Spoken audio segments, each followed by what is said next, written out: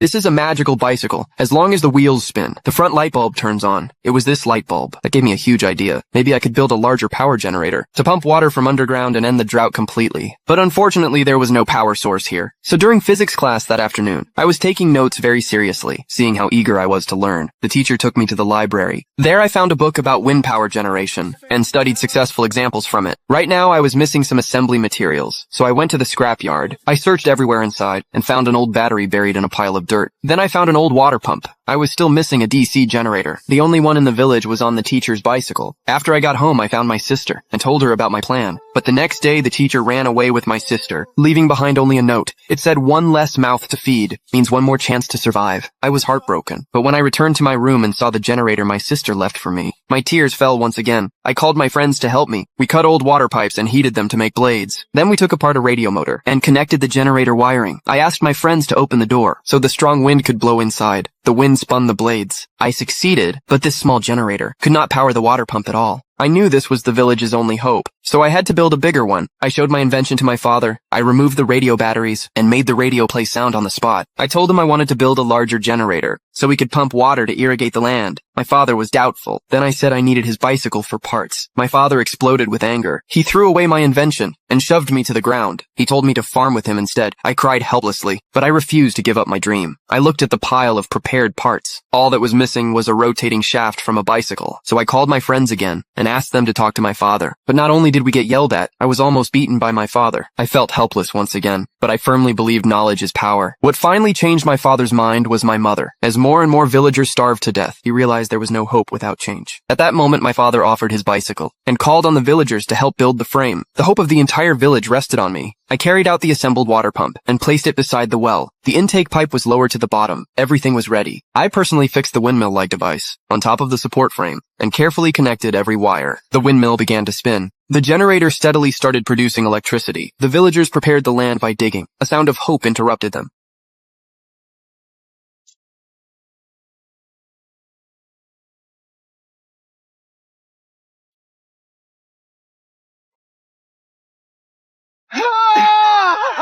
My father excitedly hugged me. The villagers were overwhelmed with joy. The dry land welcomed a steady flow of water. They had absolute confidence to survive the drought. Before long, new sprouts grew in the fields. This marked the rebirth of the entire village.